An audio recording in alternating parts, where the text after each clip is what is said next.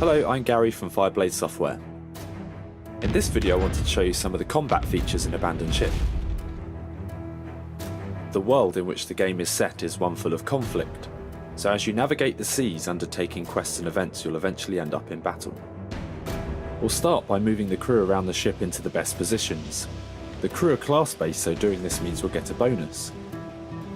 The distance between ships influences your visibility, weapon range and actions you can perform. Our ship has some powerful short-range weapons, so I want to move close to use them.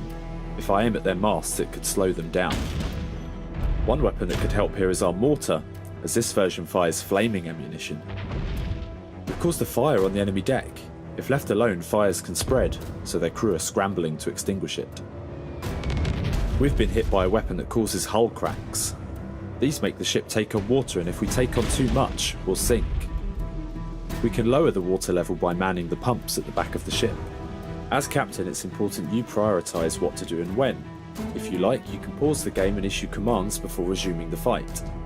This could be helpful because often there is not enough crew to deal with everything at once, and a battle can quickly spiral out of control.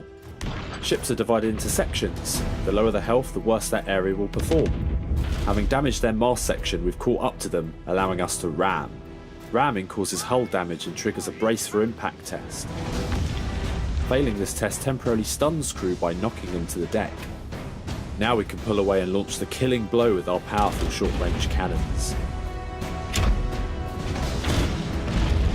Battles will not always be so one-sided.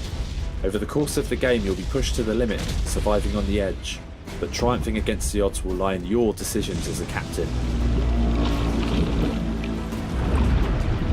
We have loads of other elements that plug into combat, so I'll whiz through a few examples. The weather impacts the gameplay. When it's raining, fires will get extinguished. That definitely takes a sting out of your tail if you kitted out your ship with flaming weapons. If lightning strikes the deck of a ship, it starts a fire. In a storm there are tidal waves.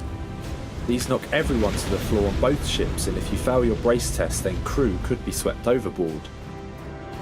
When this happens they'll drown unless you rescue them by getting someone to man the winch. There are loads of different weapons and upgrades to suit your preferred playstyle. You might like to be ready for any situation and have mid-range weapons and hull armour to increase your durability. You could be a short-range fighter, ramming and boarding.